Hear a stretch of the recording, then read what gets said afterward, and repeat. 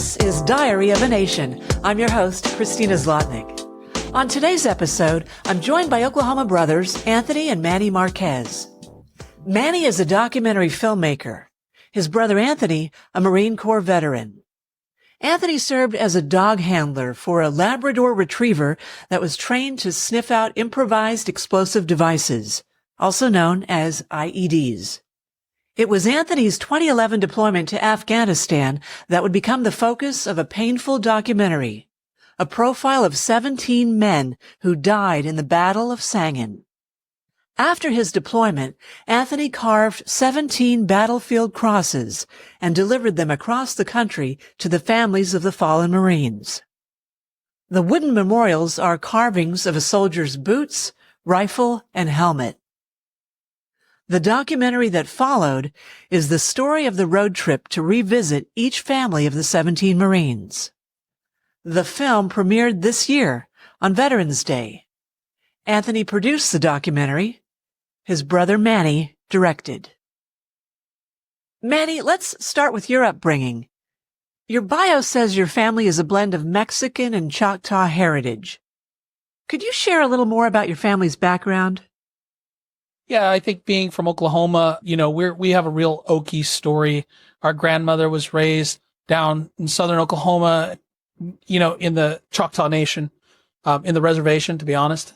And when the Dust Bowl came and all those things happened in the 30s, they went west. The great, Woody Guthrie story, packed up the family and all the belongings and went west. And it was in California at a later time that she met my grandfather, Manuel Marquez, who his family was from Mexico, and they were settled in the Fontana kind of upland area in California and worked in the orange groves and everything else. And so after World War II, they met and married. And then you have the Marquez family now that has this kind of blend of Choctaw and Mexican heritage. And then on our mother's side, we have some Irish. So it's really just a true kind of a American story. And then in the 70s, my grandmother left California and came back here with my father and his brothers. And my father went to Jones Academy Indian School, which is run by the Choctaw Nation, and spent a lot of his years down there but they moved back to Tulsa, where he went to Booker T High School. So we kind of have this Oklahoma story that blends Mexican, Choctaw, Irish, just a true melting pot, I think, as Oklahoma always kind of has been. Anthony, what inspired you to join the Marines? Both of our grandfathers served in the Army during World War II, and then our grandpa Manuel served in the Korea as well. And then our Uncle Robert served he was in the Marine Corps, and he served in the late 70s, early 80s. So as a young child, my uncle had the biggest influence being a Marine. So as young as 6 years old, I had the idea that I wanted to do that as well and serve in the military. What was your rank when you left? When I got out, I was a corporal, and then in the IR, which is the inactive ready reserves, I was promoted to sergeant, so an E5. Once, when you join the military, you have 8 years complete service. Your EAS, or your active service, and your inactive service, but it'll accumulate at 8 years total. So if you have 4 years active duty, then you have 4 years inactive, and you still can be recalled to go serve if some conflict were to happen or whatnot. But after the 8 years, then the government can no longer recall you. My first 3 years, I was with security forces, a FAST team, Fleet Anti-Terrorism Security Team. What they do is they're trained in quick reaction forces to embassies all over the world. So there's 3 locations that FAST teams will be at. There's Japan, Bahrain, and Rota, Spain. So there's always 2 FAST platoons at those locations at any point. So in case there's something that happens in Yemen or wherever, there's a FAST team that can be taken in, dropped in with a helicopter, and then you're trained in lethal, non-lethal. So my first 3 years, I was with 2 F5 and then 1 F3. And then I PCS and went to 1-5 out of Camp Pendleton. And that's where I was selected to be a dog handler. With the Marine Corps, I had a program called the IED, Improvised Explosive Detector Dog Program. And so I went to the school in October, November of 2010 for that. So I was an 0311, security forces billet, and then an infantry grunt, and was selected to be a dog handler. So in 2011, you get your orders to deploy to Sangin. It's a town of about 20,000 people in Afghanistan's Helmand province. The valley is a branch in the opium trade. The Taliban fought the Afghan National Army there. British and American soldiers had been fighting there for several years prior to when you and your battalion arrived, and at times there were daily gunfights.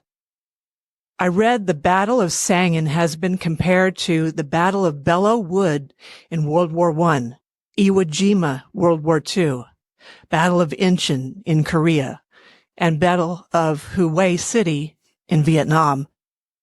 Paint me a picture of the situation on the ground when you got there. So we actually got orders. We were going to Sangin in 2010, and we started doing the workup, which is all the training that you do before deployment. What does that involve? It's all kinds of different stuff. It's, you're doing multiple events in the field, which you're staying outside. You're doing different types of training. In August of 2010, we had to go to Bridgeport to do mountain warfare training and cold weather training in the mountains. Hawthorne, Nevada, to do that type of training as well. And we were getting the updates, because we would get the daily updates. The unit would get daily updates from the unit that we were replacing in Afghanistan. So we were going to replace 3-5 Dark Horse, and they were getting hit pretty hard. They had a bad month in October, and they had a rough deployment too. They had 25 Marines killed and over 200 wounded as well. And so we would get the updates of, they had another double amputee. They had a single amputee. They had a triple amputee. They had 3 Marines killed, or they had 9 wounded, or You knew all that before you went. Yeah, we were getting the update. How did you wrap your head around it, knowing you had to go? You have to have a morbid sense of humor. A morbid sense of humor. I was dating this girl at the time, and I used to joke with her. I'd be like, say goodbye to my legs, because I didn't think I was going to either survive or I would, especially with the job that I had with, a dog that was trained in IED detection and whatnot like that. So it was, you just have to accept where you're going and what could possibly happen. Every one of us that went on the deployment realized that you could be killed, you could be wounded, bad things could happen. So you were deployed with the 1st Battalion, 5th Marines. Yeah. How long did it take you to train your dog, Allie?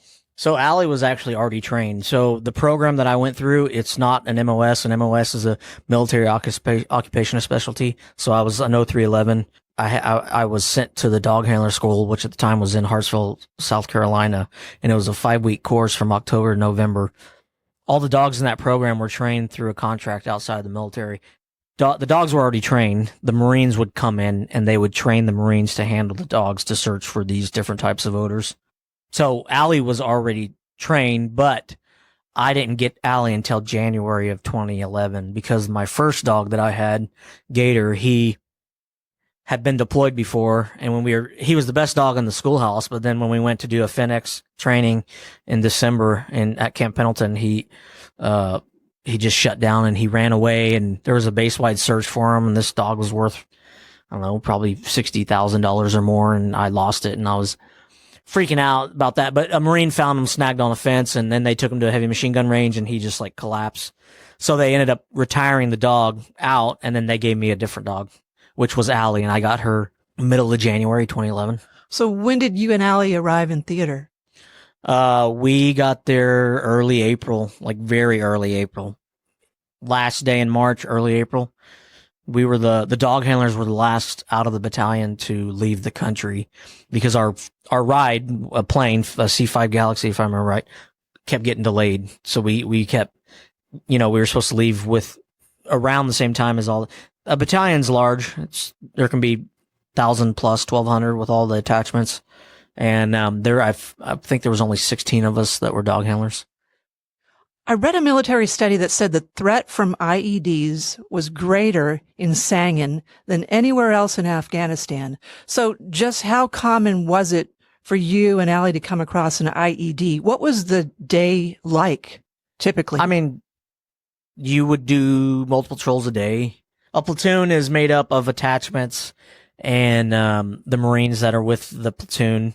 So you have combat engineers, you'll have EOD guys, you'll have the FET team, you'll have you have the weapons platoon, different weapons, so machine gunners, like mortarmen, assaultmen, all these different guys that come to one platoon that make it bigger, and then the platoon has 3 squads.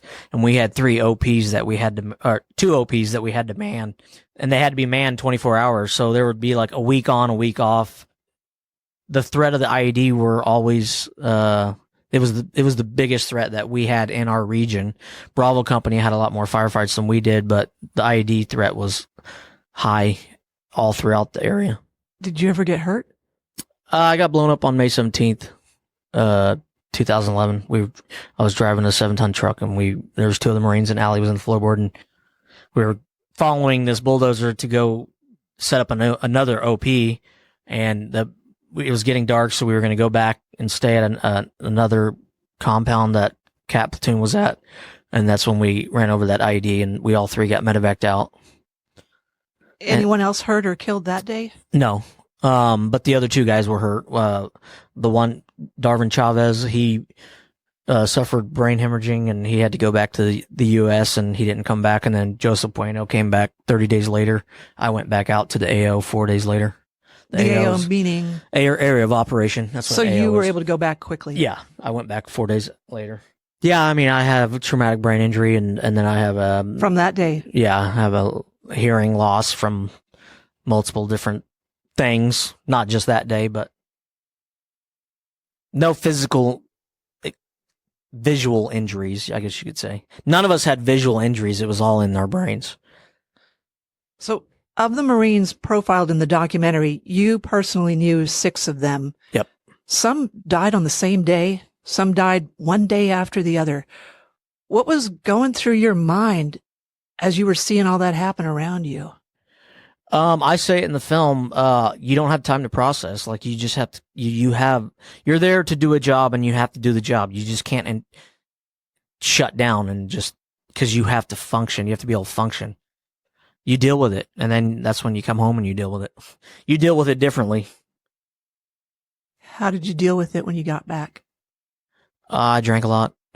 I used to drink a lot, but, yeah, I don't know. I'm trying to figure out ways to, there's this saying that's called helping is healing. So I was trying to find ways to help veterans and veteran suicide. So I was actually in another documentary called Project 22 that 2 of my friends, was an Army and a Marine Corps veteran, and they rode motorcycles across the country, and they revisited all these these veterans that had served, and they found me on Instagram. I was building a motorcycle in my dad's shop, and they were finding veterans who were dealing with post-traumatic stress through ways outside of medication, so holistic ways. And they saw me doing this motorcycle, so they came and interviewed me, because the VA tends to want to just like give you medication or whatever. And so a lot of these veterans, they get all medicated up, but there's other things out there like skydiving or, fabrication or horseback riding or filmmaking or anything like that people can do to, just move on with life in a sense, I guess. How bad did it get for you before it got better? I mean, I think it always have your struggles. Everybody always has their struggles. Like, it's never totally gone. Are you all right today? Yeah. Just stressed about the movie. Stressed about the movie all the time. All right, Manny, you're next. So you and your siblings and your parents were here at home while Anthony was there. What level of awareness did you have when all of this was going down? Well, I was in Oregon at the time. That's where I lived.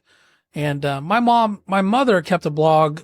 She kept a blog called Until Anthony Comes Home or something like that. I think it was called, and I think she took it down now, but she made a physical book out of it. It's actually really interesting. It's a really thick book that she posted every day, and like she printed it. It's quite interesting to see as like a artifact. She had that going, but I was aware of not everything Anthony was doing, but I was aware that he was, the deployment. He would send me letters, and sometimes he would call. But my first son, Gus, was born on May 18th. So they're ahead of us in Afghanistan, and my wife was in labor with Gus, and I got a call from Camp Leatherneck, and on my phone it says Camp Leatherneck, and you're like, oh shit, I better answer that, and it was Anthony, and he's like, hey, I got blown up today, and I'm like, what? Like, he got blown up on that same day Gus was born. But yeah, Anthony had injuries that day, and I got a call from Camp Leatherneck, and he called me because my parents weren't answering for whatever reason. I don't even know the reason. So I got that call first, Yeah. So I was not acutely aware of what they were doing every day. And to be honest with you, I wasn't aware of the 17 guys dying. I mean, I didn't know about that until way later. I mean, I don't think Anthony had written me about this guy died, this guy died, this guy died. I mean, I didn't know until we started doing Operation Allie. So Operation Allie is a short that we actually filmed in 2014. And, about the time the Marine Corps was doing away with the program, the IED program. So all the dogs in that program, they got adopted out or sent to law enforcement agencies. And I was Allie's first handler. So I got first choice if I wanted to adopt her.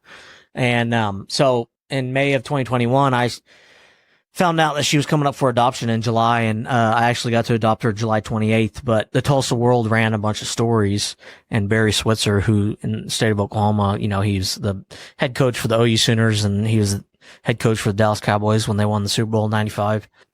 Him and his wife were reading the paper, and the editor of the Tulsa World called me and said, hey, Barry Switzer wants to talk to you. So called him, and he said, my wife Becky and I were sitting here reading the paper, and we want to help you get your dog back. So we're going to fly you on our private jet to go get your dog. So that's what he did. Him and some of his associates, had a plane, and they flew me and my two brothers, my mom, and two of my friends out to North Carolina to get the dog. And so over the course of it's been 10 years now that I've known Coach. But he got involved with the carvings that I do in 2016. 2017, actually, he used to have a show on Cox that was called Coach's Cabana, and he would narrate, him and another guy would narrate the OU games, and he had me on the halftime show for the OU Texas game in October 2017, and then he raised $15,000 and gave me the funds, and I was able to use those funds to travel around the country and pay for hotels, gas, food, lodging. He raised enough funds through Toby Keith and other friends of his to pay for a Cruise America RV that we were in the road on. We stayed in for 40 days when we were on the road. The country music singer. Yeah. So he, Coach, Becky, they've supported everything I've done and with the carvings and everything we've done with the film. And he came to our premiere in Tulsa. He came to my wedding. So yeah, he's been involved, a lot with the film. Those guys dying, those 17, I didn't become aware of those until 2014. I didn't know about that in 2011, but I knew about Anthony get blown up, and I knew that it was a real shit show because he had written me a few letters, and I have them here. He's always been artistic. He would draw like Frankenstein on them and stuff, and like send them from Afghanistan. I still have the letters. So, yeah. What's something in one of the letters that really stuck with you? I think, I think it was just talking about home. I can't wait to like meet Gus, or I can't wait to hang out in a restaurant or something like that. And there were other Marines like John Farias. There's a video of him. We didn't use it in the movie, but there's a video of him a week before he died, a couple of days before he died. Yeah. And he writes this video letter to his parents. It's on the internet. You can find it, talking about how all he wants to do is come home and go to Buffalo Wild Wings. And like be at Buffalo Wild Wings with his family. When I get back, I want to go to Buffalo Wild Wings. We'll all sit together and we'll have a beer. And it makes you realize how, we take all this stuff for granted. Like even just sitting at Buffalo Wild Wings, and sometimes that's like the only thing that you want in the world, and thinking about John Farias and those guys in the 17, and and that's why Anthony and I talk about, we have to live for them. We get, not me personally, but these guys get in a real dark place, and we have to remind them to live for them, because, we need to go to Buffalo Wild Wings. We need to go to Kill Kitties. We need to do these things, and we need to go to church. We need to have kids. We need to, because those guys died so we can do that thing, and we have to fulfill our lives for them, and, not be down in the dumps all the time, and not be just in the dark. And like I said, I didn't serve, but I've dealt a lot with these families and other Marines. And even today, I get calls from Marines that we filmed because they trust me, because I talked with them, or I shouldn't even say talk. I'd listen to them. I still get texts and calls from Marines. Anthony knows some guys he served with reach out to me now. Hey, I'm feeling this way, and I was thinking about you, and I wanted to talk about this. And so I didn't serve. I can never claim that. But being as emotional as I am as a filmmaker, I've internalized a lot of that feeling. I can never know what it was like to be there, but I can know how they feel in terms of just listening and being a voice for them. And so that's how I kind of, I do think we just all need to go to Buffalo Wild Wings and live for John Farias, and for Greniger, like that's what the project's about, is like empathy and healing. It's not about highlighting death and loss, even though that's part of it. But the next phase is like to break through to the empathy and healing. And like, that's what we were trying to achieve with the project, was like, we need to be there for each other and provide a space for empathy and healing, and let the politics go, let your feelings about the war go, let your feelings about what you thought of whoever, Saddam Hussein or the Taliban or Osama bin Laden or whoever, go, and just be there for the families, because they're dealing with real loss. And a lot of America hasn't acknowledged that loss. A lot of America just doesn't give a shit about that war. They just ignored it completely. And regardless of how you felt of why it started or where it went or 9/11 or whatever, there's still people that lost their son or lost their father, lost their brother, lost their family member. And then on top of that, it's not just about the ones we lost. There's still service members here that are dealing with this every day. I mean, just last night we had a Marine post on Facebook about 2 of his friends committed suicide. I mean, it's still happening. So it's like, we have to really create a space for this healing to happen, or we're not gonna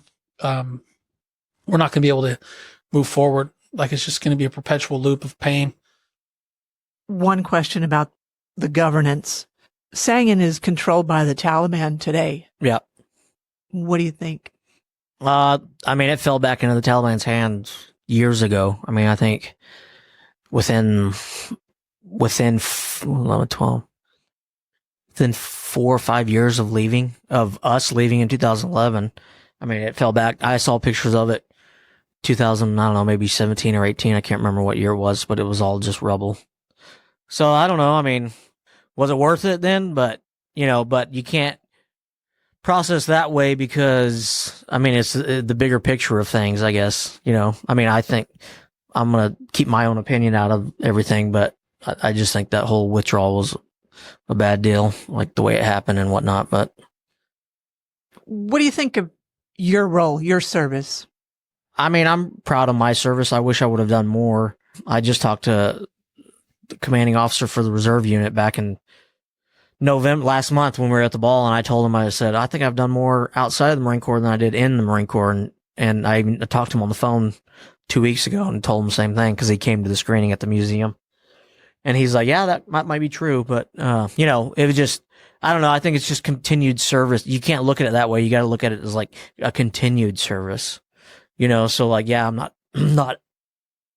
active duty anymore, but I can still continue to serve in some form.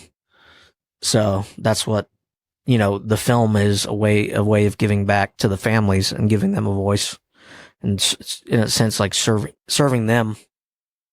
Manny, your documentary premiered this fall, titled Make Peace or Die, Honor the Fallen. Why did you choose that title, and what does that title mean to the two of you? The original title of the film is Make Peace or Die.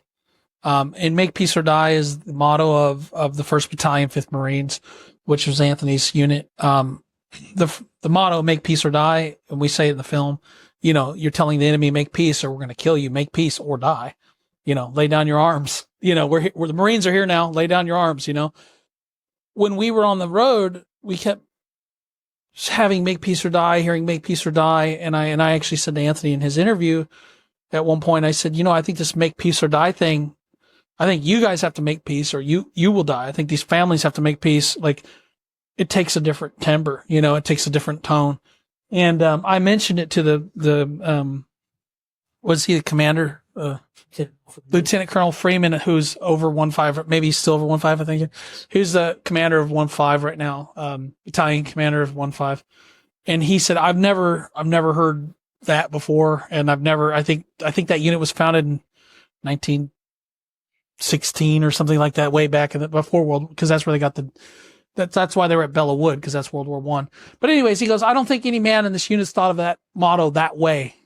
And he's like, can I use that to train my men? And I was like, that's like an honor to me to think that, we came up with that idea. But the film we called it Make Peace or Die because it has that kind of double meaning. It's make peace or die if you're in the war, and it's make peace or die when you're back from the war. Then that extends to those Gold Star families. They have to make peace or die because nothing's going to bring their son back. But they did inherit numerous other sons, Anthony and these other Marines that are there to be with them and check on them and walk with them.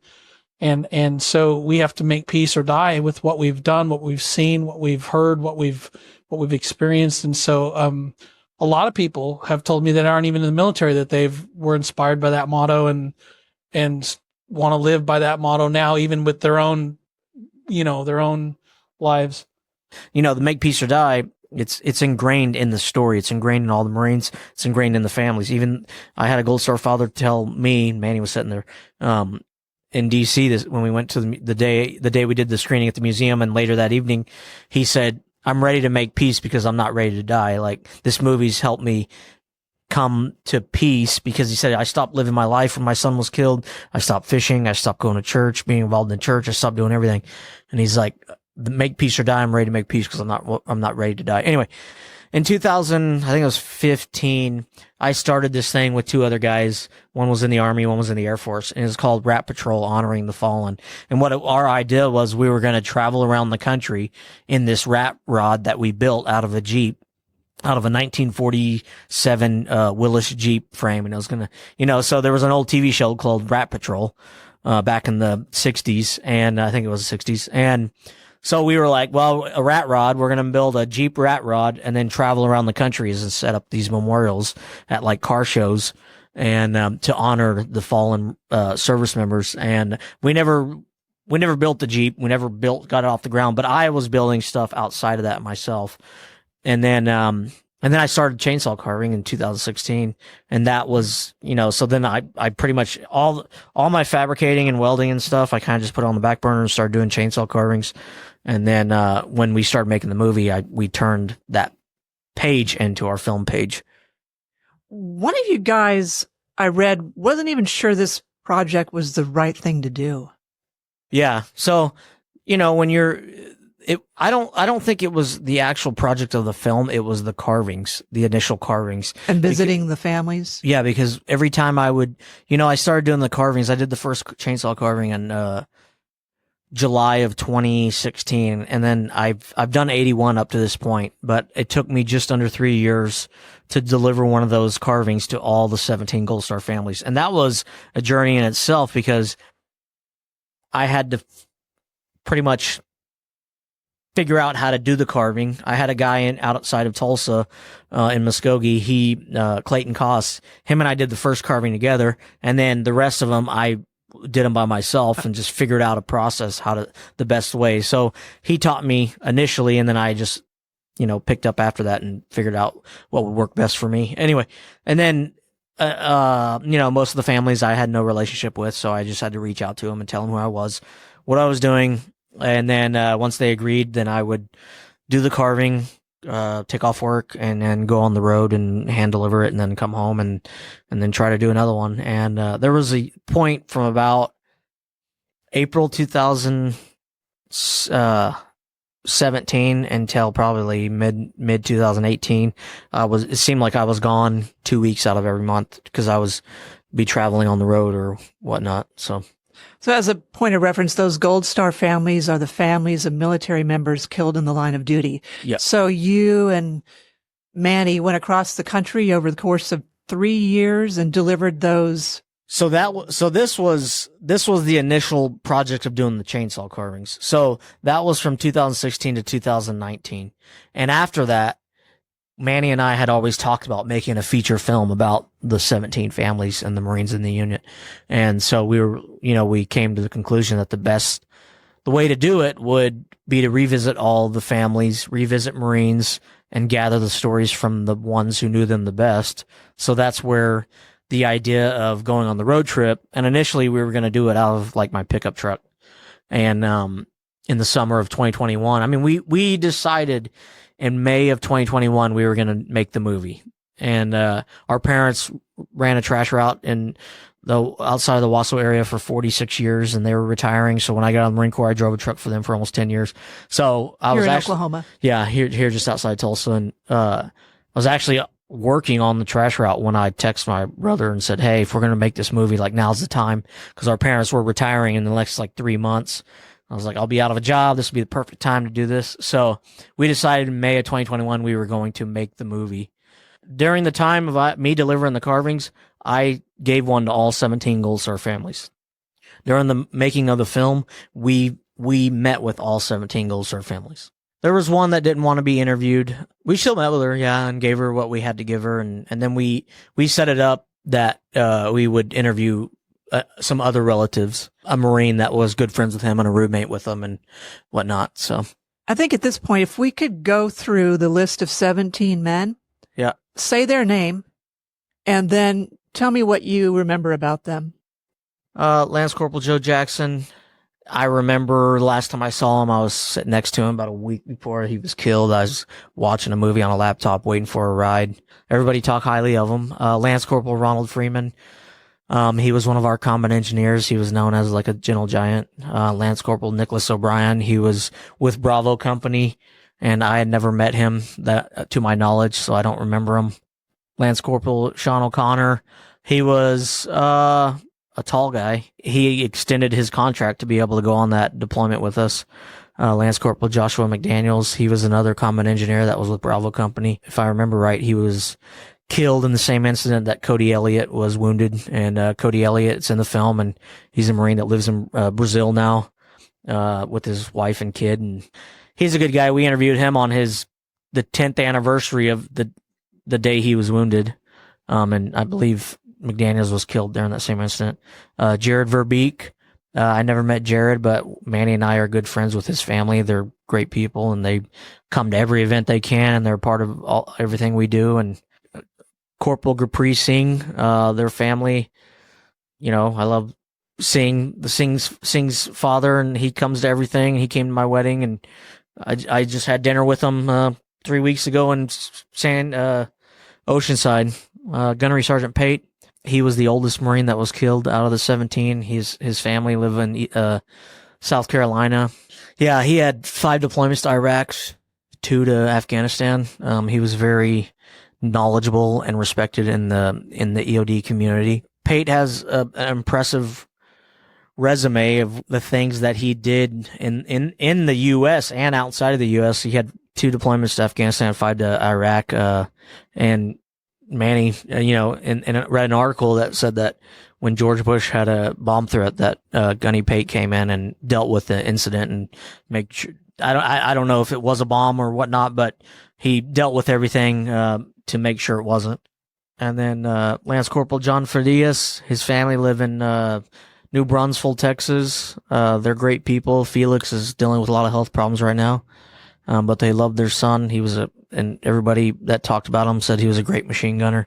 Sergeant Chad Froker, he was a leader, and there's a famous photo of him that if you look at that photo in the monument there in St. Paul, Minnesota, you can tell that he was that type of guy that Marines would follow. Corporal Schneider, he was a Marine at 8th and I Barracks in DC, and he volunteered to go to a deploying unit to go to Afghanistan. He was actually with 2-8. The unit 2-8, and he was working with 1-5 when he was killed. Norberto Mendez Hernandez, he had children back home, and all the Marines, like Armando in the film, will talk about him, and they share stories, so he's not forgotten. His family would love to hang out with Marines that served with him. Lance Corporal Robert Greniger, he was a good friend of mine. He was killed on July 12th. His mother's pretty much the reason all the carvings started. She attempted suicide, and then that's what started the whole process of, okay, I need to do a card for her. And then when I did that, okay, I need to do it for all of them then. Daniel Patron, he was, well, they called him the dude. He was another EOD tech. I remember last time I talked to him, and if he didn't have to be outside the base, he was in flip-flops walking around. But he was a good guy. He was very knowledgeable. Sergeant Adon Gonzalez, Jr., he was with the sniper platoon, and his family are great people. The Knights of Columbus did an article back in May, and they focused on his family as well as all the other 16. And Joshua Robinson, he's got 2 kids, and one of them is leaving for boot camp in August of next year, following in his father's footsteps. And then Michael Dutcher, Corporal Michael Dutcher, he was in security forces, and I briefly remember him in security forces, but he was the last, and he was the 17th Marine that was killed during that time. And outside of that, we had, over 200 Marines that were wounded as well. What does losing 17 Marines around you do to a man like you? I think it makes you want to be a better person to live your life for them, I guess. Combat is weird because it affects everybody differently. I know guys that have done 5, 6 combat deployments, and they function better than some dudes that have done 2 or 1 or half of 1, So I've done 3 deployments, 2 non-combat, 1 combat. So I did 2 deployments with security forces, 1 to Cuba, 1 to Spain and Israel, and then the 1 to Afghanistan. So, but I know some guys that went to NAWA with 1.5 in 09, and then went to Sangin in 2011. But I don't know. I think it affects everybody differently. You have tattoos I can see on your arms and neck. Are they related to the Marines you knew? Some of them are. I mean, I have religious and military tattoos, and then just other goofy tattoos. But yeah, some of them are. I have Grenager tattooed on the right side of my neck. I have Honor the Fallen tattooed on the other side of my neck. You can't see it because of my beard. I have a Battlefield Cross tattooed on my right side, upper arm. I have XVII tattooed across my middle of my knuckles. I have Grin for Grenager tattooed across my knuckles. I have a portrait of Allie on my hand. I have P295, which is Allie's tattoo number. She had a tattoo in her ear. I have a grenade. I have a skull grenade that was for when we got ambushed on June 29th. And then my grandfather, who was in the Army, my other grandfather, who was in the Army. I got a bunch of religious tattoos, and then just... And your bracelet? Yeah, I have a KIA bracelet. Most Marines will wear one. Usually, I have 18 Marines' names on this. There's another Marine, his name was Nicholas Ott. He was killed on August 10th, and he wasn't with our unit, but him and I were in one F3 together, and we went to Spain together, and we were in Spain for 9 months. I found out he was killed when I was in Afghanistan. The day he was killed, I went in the EOD hut, and the EOD team told me that, hey, I can't even remember what unit, but they were in Garmsha. They said they had a KIA, and I read the name, and I was like, I think that's him. So I had to go tell another dude that was in security forces with us that he was killed that day. But yeah, he's not one of the 17, but he's a Marine as well. You have 3 boys? I've got 2 stepsons, and then my wife and I just had a baby a month ago yesterday. Congratulations. Thank you. Does he have a name that any way related to your service? Yeah, he's named after 3 Marines. So the first Marine is someone I've never met, but a man that I saw years ago, a story of. His name was Romus Valton Bergen, and he was a Marine that fought in the Pacific Theater. And so I always had this, if I ever had a kid, I can name my son Romulus or Romus. And so his first name is Romulus, and Romus for short. And then his middle name is Robert, after my Uncle Robert, and then Robert Grenager, and then, so he's Romulus Robert Marquez. Anything else, Manny? I would say the biggest thing to me is that you give the movie a chance. We submitted to about 15 film festivals, and we got into 2 of them. And some of the bigger film festivals, well, I don't have to name, but you all know them because they're the big runs that all the celebrities go to and take the pictures at because they like to be seen at. Loved our movie. Loved the movie. But said, you don't fit into the programming. We don't know where you fit. We don't know. And I think there's automatically a stigma with military, like anything related to military, that you're either political or you're leaning one way or the other. And it's not a movie about politics. It's an apolitical film. It's a movie about empathy and healing. It's not pro-war. It's not anti-war. It's a movie about empathy and healing. And I just wish that the film festivals that would have really helped us get this message out even more on a more broader scale had given it proper due. Because a lot of other subject matters, frankly, and I'm going to sound like an asshole, that I don't think deserve the spotlight are getting the spotlight. And I think we deserve, we owe it to these 17 men and to the over 3,000 men and women that died in Afghanistan and Iraq to get this story out. Yeah. Thank you both. Thank you for having us.